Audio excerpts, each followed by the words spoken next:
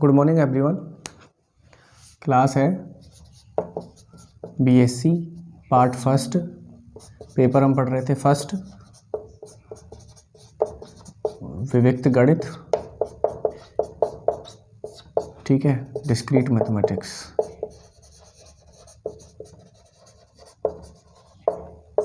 और क्लास है आपकी 22। देखो लास्ट क्लास में हम फंक्शंस के बारे में पढ़ रहे थे, फलन के बारे में पढ़ रहे थे। हमने एग्जाम्पल भी देखे थे। मैंने जितने भी फलन आपके पास होते हैं सबकी परिभाषा लिखा दी आपको। एक एक ही फलन क्या होता है, आच्छादक फलन क्या होता है, एक एक ही आच्छादक फलन क्या होता है, बहु एक एक ही फलन क्या होता है, ठीक है। उसके बाद हमने आपको मापांक फलन भी बताया था मैंने। उसके बाद आपको महत्तम पूर्णांक फलन भी मैंने आपको बताया था, जिसे इससे रिप्रेजेंट करते हैं इस टाइप से, एफ एक्स बराबर इस टाइप से, ठीक है। ये बताया था मैंने आपको, एग्जाम्पल भी बताए थे। और एक क्वेश्चन आपको करवाया था मैंने, F X is equals to X square, ठीक है। तो वो दिखाया था मैंने आपको कि एक एक ही और आच्छादक कैसे हम चेक करते हैं। अगर आपको कोई उदाहरण दे दिया जाए और आपको कोई फलन दे दिया जाए, कोई फंक्शन दे दिया जाए और आपसे पूछ ले कि बताइए एक एक ही आच्छादक है या नहीं है, ये 1 1 on 2 है या नहीं है, उसको चेक करने का तरीका आपको मैंने बताया था। चलिए अब यहाँ पे और परिभाषा की बात करते हैं, और फलन की परिभाषा की बात करते हैं, और कौन कौन से हो सकते हैं। अब आता है आपका अपरिमित समुच्चय।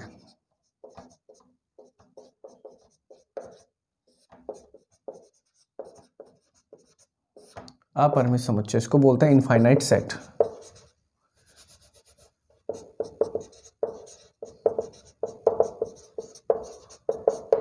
क्या होता है इनफाइनाइट सेट? देखो परिभाषा लगाता हूं फिर समझाता हूं। एक समुच्चय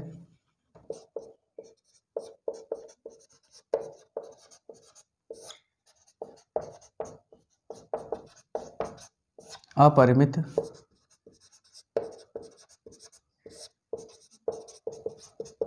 समुच्चय कहलाता है यदि और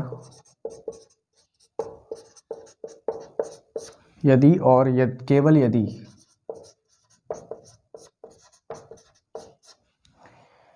एक प्रतिचित्रण इस प्रकार है कि एक प्रतिचित्रण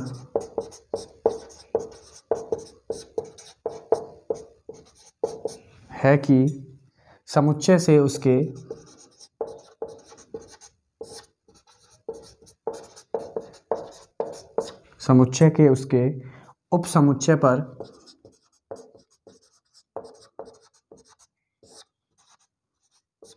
उपसमुच्चय पर एक एक ही आच्छादक हो।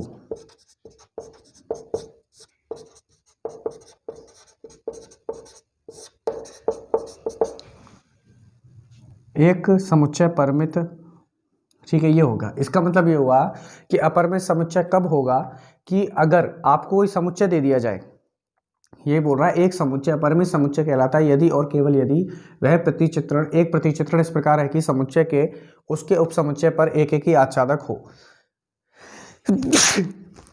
सॉरी, देखिए इसका मतलब ये हुआ कि आपको अगर कोई समुच्चय दे दिया जाए और आपसे पूछ लिया जाए बताइए ये अपरिमित होगा या नहीं, तो आप क्या करोगे कि उसका उपसमुच्चय बनाओगे। अगर उसका उपसमुच्चय उस समुच्चय पर एक एक ही और आच्छादक फलन बनाए तो हम उसको बोलते हैं, वो क्या होगा, हमारे पास अपरिमित समुच्चय होगा।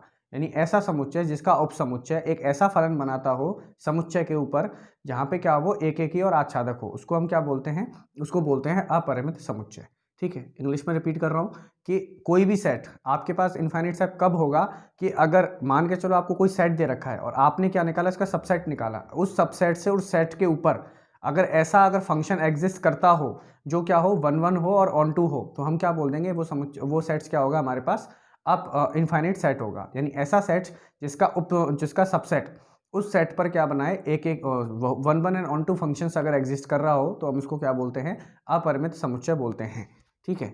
अब आता है परिमित समुच्चय।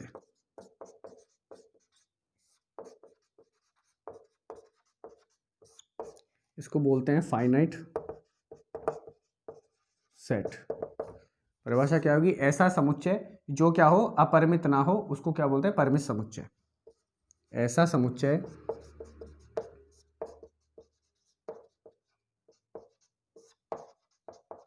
जो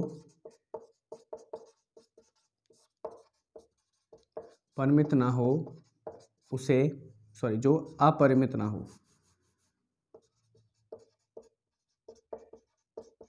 अपरिमित ना हो उसे परिमित समुच्चय कहते हैं। इसका मतलब ये हुआ कि अगर आपको कोई समुच्चय दे दिया, अगर आपने उसका उपसमुच्चय निकाला और आपने देखा कि उसके उपसमुच्चय से उपसमुच्चय पर कोई भी ऐसा फलन नहीं मिल रहा जो एक एक ही और आच्छादक हो, तो हम उसको क्या बोल देंगे? परिमित समुच्चय बोल देंगे। ठीक है, इंग्लिश में रिपीट कर रहा हूँ, a set which is not infinite set is called a finite set.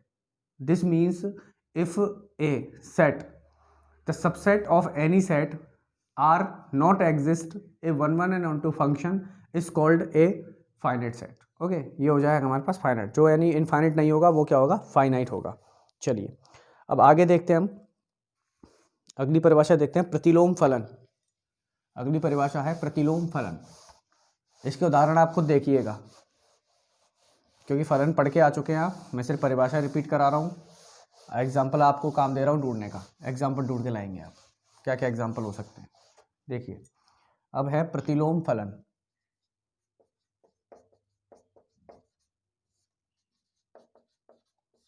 Inverse function.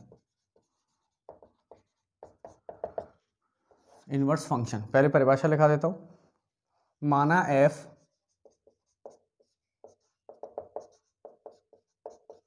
a से b एक एक ही फलन है,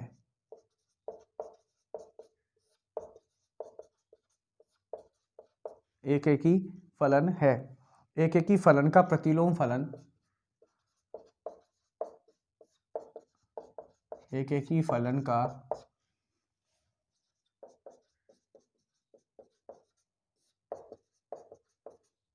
प्रतिलोम फलन जिसको f इनवर्स से प्रदर्शित करते हैं,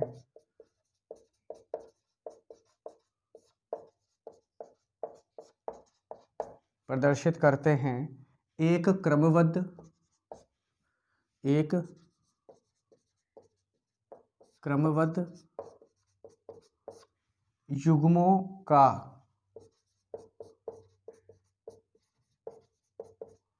इस प्रकार समुच्चय है कि f इनवर्स बराबर एक्स वाई कहाँ से आ रहा है? x, y belongs to f। ठीक है, यानी और अर्थात, और अगर इसकी और जनरलाइज करें इसकी परिभाषा को, तो क्या हो जाएगा कि f x is equal to y है, तो क्या इम्प्लाइज करेगा? x is equal to f inverse y, जहाँ x belongs to a and y belongs to b। ये हो जाएगा हमारे पास ये वाली चीज़। इसका मतलब क्या हुआ कि अगर आपको जैसे कोई भी दे रखा है, a और b दे रखा है, तो ये क्या है? एक एक ही हैं, यहाँ पे कोई x होगा तो इसका क्या बनेगा? यहाँ पे एफ एक्स बनेगा। ठीक है, एफ एक्स बनेगा b में, एफ एक्स क्या बनेगा? b में जाएगा, इसको बोल दिया मैंने y। ठीक है, इसको क्या बोल दिया? y बोल दिया। तो इसका मतलब क्या हो जाएगा? अगर प्रतिलोम फलन निकालूं, ये तो f है सॉरी, ये क्या है? f है, तो इसका प्रतिलोम क्या हो जाएगा? अगर ये y है तो इसका प्रतिलोम क्या हो जाएगा? x is equal to f inverse y. इसको इधर ले जाऊंगा क्योंकि ये क्या हो जाएगा? एफ इनवर्स हो जाएगा। ठीक है, ये होगा हमारे पास प्रतिलोम फलन। ये पढ़ा होगा आपने, सामने देखा होगा, ऐसी चीज़ देखी होगी। तो इंग्लिश में बता देता हूँ कि अगर आपके पास कोई भी फंक्शन, इनवर्स फंक्शन कब कहेंगे उसको? कि हमारे पास अगर F x is equal to y है, यानी उसका कोई मैप वाई पे जा रहा है, तो ठीक है, तो एक्स बराबर क्या होगा? एफ इनवर्स वाई होगा। उसको हम क्या बोलते हैं? इनवर्स फंक्शन बोलते हैं। ठीक है, ज़्यादा डिटेल में नहीं जाऊँगा, एक प्रमेय में करवाता हूँ, काफ़ी अच्छी प्रमेय, इंपॉर्टेंट भी है, एक प्रमेय में करवाता हूँ। देखिए प्रमेय क्या कहती है। प्रमेय ये कह रही है एक एक ही आच्छादक फलन का प्रमेय,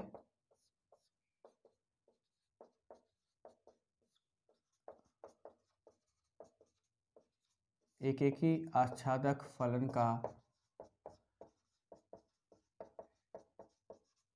प्रतिलोम अद्वितीय होता है।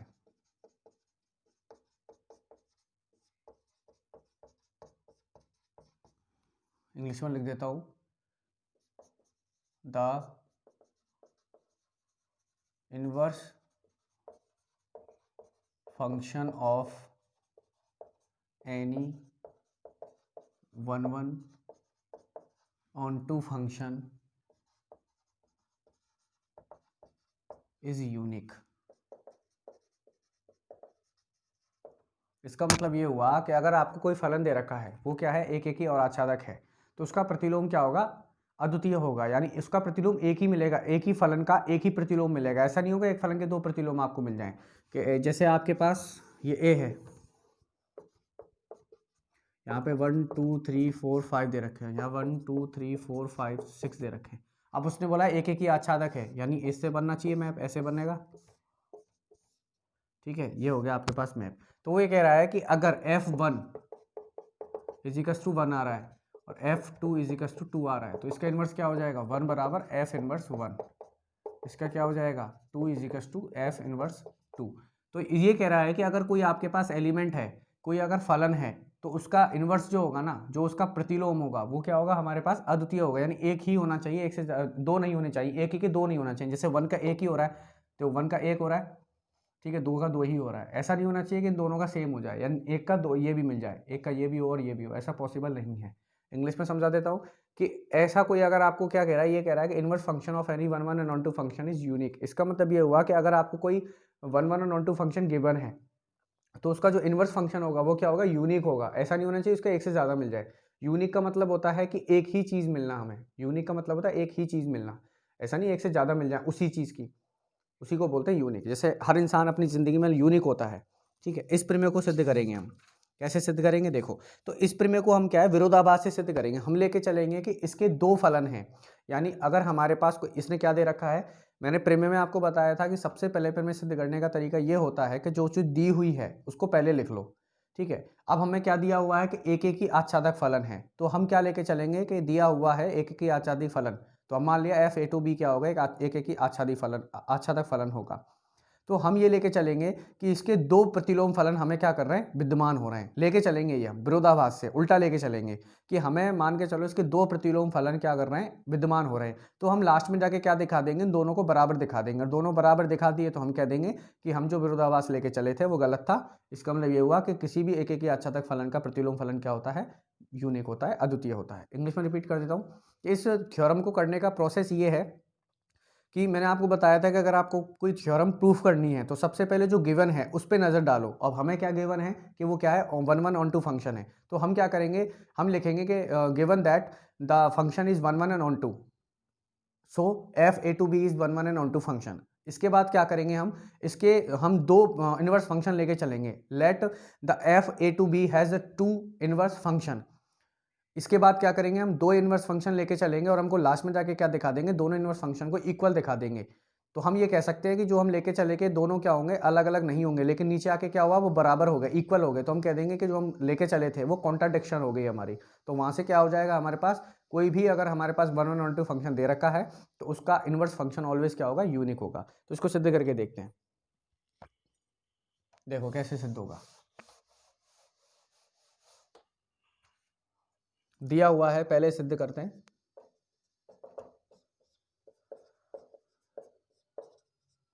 दिया हुआ है कि फलन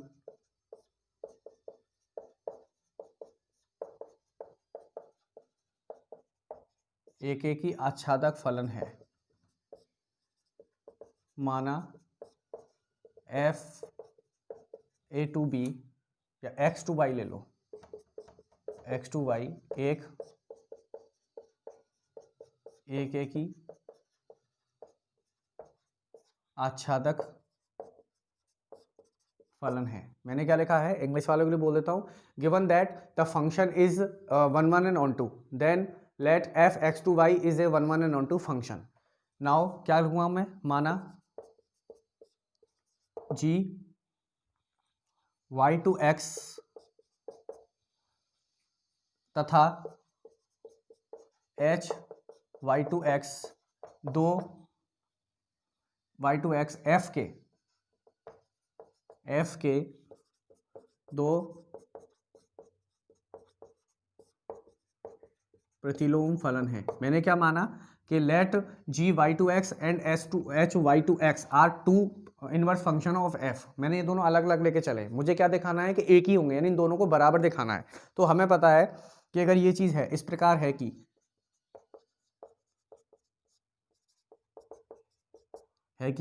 जी एक्स क्या होगा, जी वाई क्या होगा मेरे पास, जी वाई क्या होगा, एक्स होगा, ठीक है, और एच वाई क्या होगा, एक्स होगा। ये तो लेते हैं डोमेन क्या है इसका, प्रांत क्या वाई है, जी का भी और एच का, तो जी वाई क्या होगा, एक्स होगा, और एच एक्स क्या होगा, एच वाई क्या होगा, एक्स होगा।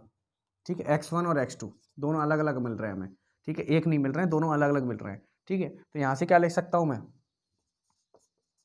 जी y is equal to x one implies y is equal to g inverse x one, g f का प्रतिलोम फलन है। ऐसे ही ऊपर लिखूंगा एच के लिए, एच के लिए क्या लिखूंगा मैं, ये चीज मिटा रहा हूं यहां से, इसके लिए क्या लिखूंगा, h y is equal to x two, यहां से क्या हो जाएगा, y is equal to h inverse x two, h f का प्रतिलोम फलन है। अब देखो हमें क्या दिया हुआ है, हमें दिया हुआ था कि हमारे पास जो फलन था एफ वो क्या था, एक एक ही और आच्छादक था, दिया हुआ था एक एक ही आच्छादक है, फलन दिया हुआ क्या है, फलन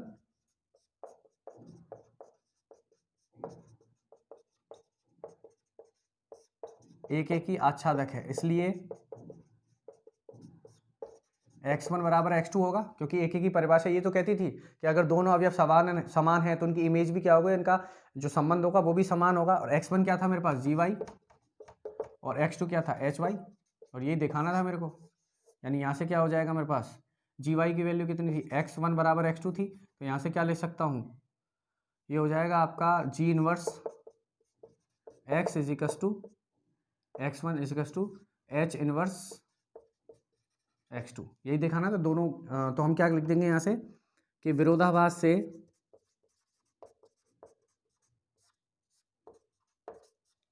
एक एक ही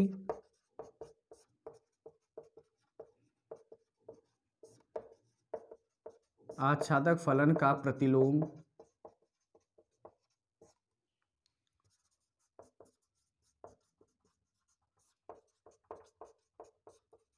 अद्वितीय होता है। ये हो गई हमारी प्रमेय सिद्ध, ये छोटी सी प्रमेय थी और कुछ नहीं था इसमें। ठीक है, for all Y belongs to Y. देखो अब इंग्लिश में रिपीट कर देता हूँ, इंग्लिश में क्या होगा ये, देखो हमें क्या गिवन था, हमें गिवन ये था कि हमारे पास क्या था, कोई 1 1 और 1 2 फंक्शन था। ठीक है, उसके बाद हमने ये देखा कि 1 1 और 2 है, तो मैंने क्या लेट किया, मैंने लेट किया कि दो उसके क्या मिलेंगे, हमें इनवर्स फंक्शन मिलेंगे, जी वाई और H Y, G Y to X और एच वाई टू एक्स, ये क्या मिलेंगे हमें, दो इनवर्स फंक्शन मिलेंगे। अब मुझे क्या करना है, इन दोनों को अगर मैं बराबर दिखा दूं, इक्वल दिखा दूं, तो हम कह सकते हैं कि जो हम लेके चले थे, जो हम इक्वल, जो दोनों को अलग अलग लेके चले थे, अगर दोनों को इक्वल दिखा दूं, इसका मतलब ये हो जाएगा कि हमारे पास जो इनवर्स फंक्शन होगा वो क्या हो जाएगा, यूनिक हो जाएगा। तो मैंने क्या किया कि ये ले लिया मैंने, उसके बाद हमें केवल क्या था कि एक एक ही और 1 1 एंड ऑन 2 है, तो हमारे पास 1 1 ऑन 2 की डेफिनेशन क्या कहती है कि x1 इजिकल्स टू x2 होता है, अगर इमेज सेम होती है तो x1 बराबर x2 होता है, तो x1 बराबर x2 किया, x1 की वैल्यू क्या थी, जी वाई वन, और x2 की वैल्यू जी एच वाई थी, और मैं ये दोनों क्या है मेरे पास इनवर्स फंक्शन है, इनवर्स फंक्शन है, तो यहाँ से मैं क्या लिख सकता हूँ कि विरोध contradiction given contradiction from contradiction the 1 1 on 2 function has a unique inverse function. ठीक है, ये था, ज़्यादा कुछ था नहीं। चलिए आगे देखते हैं, अब देखते हैं संयुक्त फलन, संयुक्त फलन क्या होता है। और फिर भी आपको दिक्कत आ रही है तो सैटरडे को मैं कॉलेज आऊँगा, आप सैटरडे को कॉलेज आके मेरे से पर्सनली पूछ सकते हैं ये चीज़। अगर आपको फिर भी आपको समझ में नहीं आ रहा है, डेफिनेशंस वगैरह में प्रॉब्लम आ रही है, तो आप मेरे से पूछ सकते हैं, थ्योरम में प्रॉब्लम आ रही है वो भी पूछ सकते हैं, पर लेकिन पढ़ के आना, तभी मैं बताऊँगा, पढ़ के नहीं आओगे तो नहीं बताऊँगा। नोट्स प्रॉपर होने चाहिए आपके पास, तब मैं बताऊँगा। चलिए अब है संयुक्त फलन।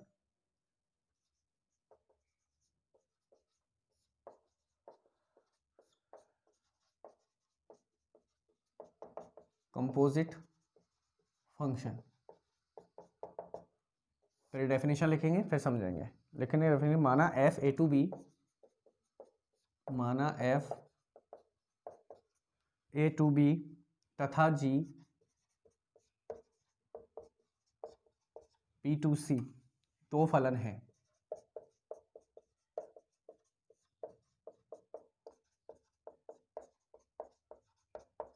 तब दोनों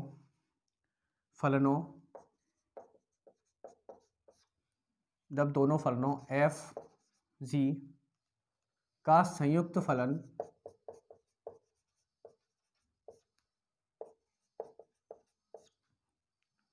जिसको GOF से प्रदर्शित करते हैं,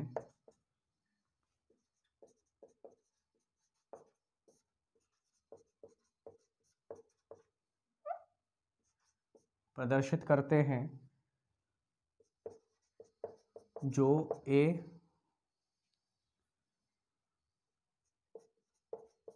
से C में इस प्रकार परिभाषित है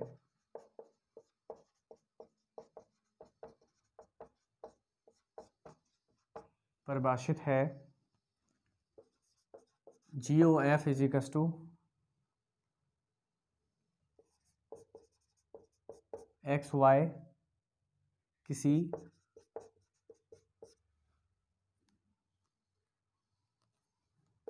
Z XZ belongs to G तथा YZ बिलोंग्स टू F।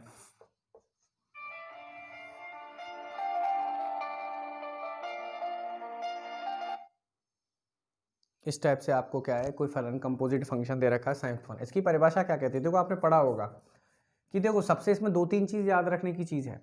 वो क्या क्या है कि सबसे पहले तो ये याद रखने की चीज़ है कि पहले फंक्शंस का जो पहला फलन है उसका तो परिसर और सॉरी उसका सहप्रांत और दूसरे का क्या प्रांत, पहले फलन का सहप्रांत और दूसरे का प्रांत क्या होना चाहिए, समान होना चाहिए। सबसे पहले ये कंडीशन आती है, संयुक्त फलन तभी बन सकता है जब पहले फंक्शन का तो सहप्रांत और दूसरे फंक्शन का दूसरे फलन का क्या होना चाहिए, प्रांत बराबर होना चाहिए। आप देख रहे हो यहाँ भी बी है और यहाँ भी बी है। सबसे पहली चीज़ तो पहली शर्त ये है संयुक्त फलन बनाने की।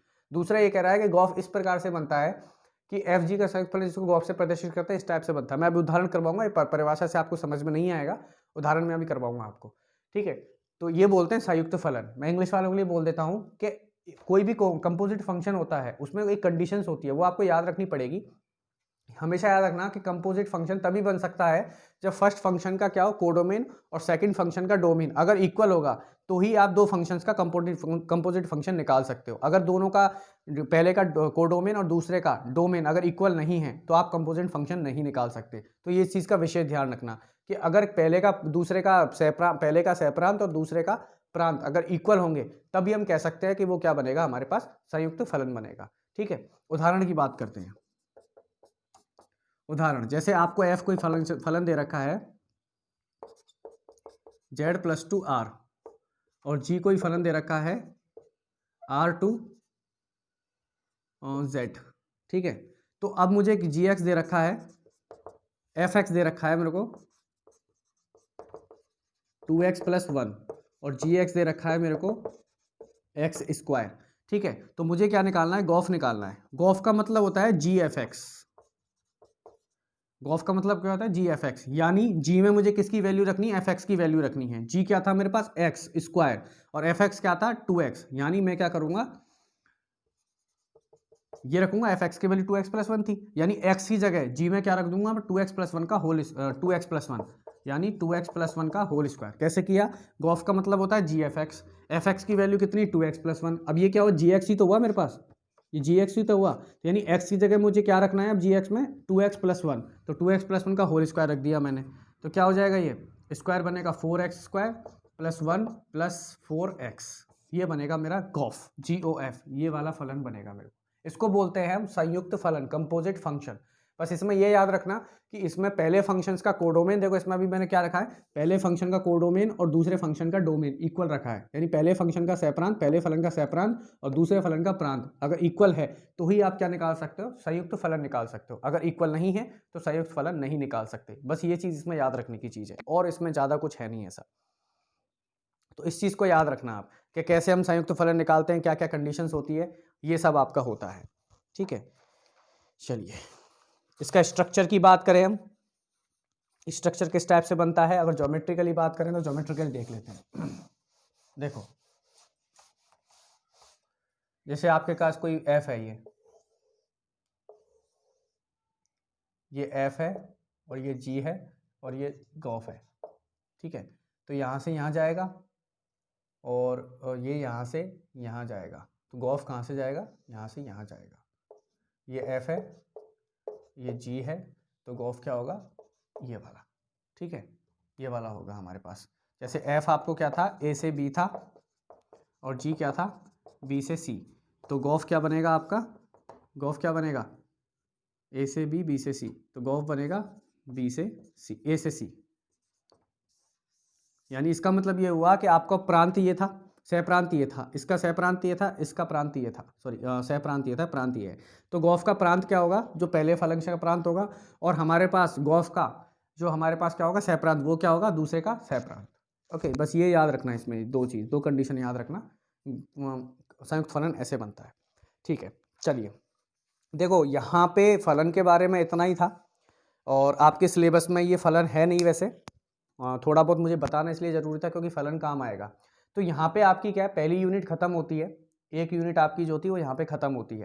पहली यूनिट में जो सब कुछ था मैं करवा चुका हूँ, सब यहाँ पे खत्म होता है, पहली यूनिट आपकी खत्म हो गई है, यानी आपका 8 नंबर का मटेरियल मैं अब तक करवा चुका हूँ, ठीक है।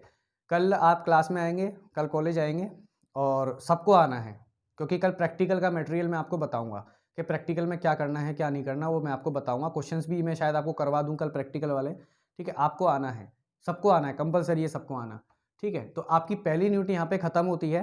अब मैं नेक्स्ट क्लास में स्टार्ट करूँगा सेकंड यूनिट स्टार्ट करूँगा, और मैं हर पेपर में 2-2 यूनिट करवाऊँगा, हर पेपर में 2-2 यूनिट करवाऊँगा, उसके बाद अपन आगे देखेंगे, ठीक है। तो पहला पेपर में फर्स्ट यूनिट कंप्लीट हो गई, इसको पढ़ लेना, कर लेना अच्छे से। कोई डाउट आए तो डाउट क्लास आपकी चलती है सैटरडे कॉलेज में, वहाँ आप आना।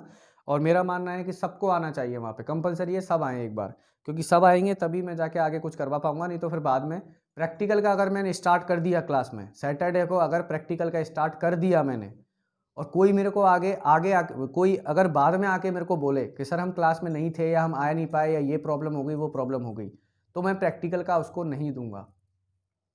मैं आपको स्टेटमेंट साफ बोल रहा हूँ कि अगर कल के दिन जो अटेंडेंस रहेगी मेरे पास, अगर मैंने कल प्रैक्टिकल का काम दिया है और प्रैक्टिकल के बारे में बताया है, तो मैं मंडे को भी इसके बारे में नहीं बताऊंगा। अगर कोई क्लास के बाहर भी मेरे को पूछेगा कि प्रैक्टिकल का मेरे को बता दीजिए, मैं उसको भी नहीं बताऊंगा। तो इसलिए बोल रहा हूँ क्लास में आना कंपलसरी है, क्लास में आइए, प्रैक्टिकल का मटेरियल बताऊंगा, प्रैक्टिकल का बताऊंगा कैसे करना है कैसे नहीं करना। तो कल आपको कंपलसरी है क्लास में आना। मैं आपको फॉरवर्ड बोल रहा हूँ, स्ट्रेट फॉरवर्ड बोल रहा हूँ, मैं कल के बाद नहीं बताऊँगा कि प्रैक्टिकल क्या करना है कैसे करना है, चाहे वो मेरे घर पे आके पूछे, चाहे वो ऑफिस में जाके पूछे, चाहे वो प्रिंसिपल मैडम को जाके बोले, मैं किसी को नहीं बताऊंगा अगर कल कोई क्लास में नहीं रहता है। तो क्लास में आना कंपलसरी है। कल मैं प्रैक्टिकल का बताऊंगा थोड़ा बहुत, कैसे प्रैक्टिकल करना होता है, कैसे क्वेश्चंस आते हैं, क्या आपको फाइल बनानी है, कैसे बनानी है, वो आपको सब प्रैक्टिकल का काम मैं कल बताऊंगा। मैं आपको फिर बोल रहा हूँ, कल के अलावा अगर कोई मेरे से परसों भी पूछेगा कि कैसे हुआ, मैं नहीं बताऊँगा। तो कल प्रैक्टिकल का जिसको चिंता है प्रैक्टिकल की, तो आ जाना, और नहीं है वो अपनी मस्ती मस्त रहो, मैं बताऊँगा नहीं। चाहे प्रैक्टिकल में खाली फाइल ही आप जमा करवा देना, मुझे कोई फ़र्क नहीं पड़ता, नंबर आपको मिलने मेरे को नहीं मिलने, ठीक है। चलिए आज की क्लास में यही ख़त्म करता हूँ, कल मिलते हैं कॉलेज में डाउट सेशन में। Thank you.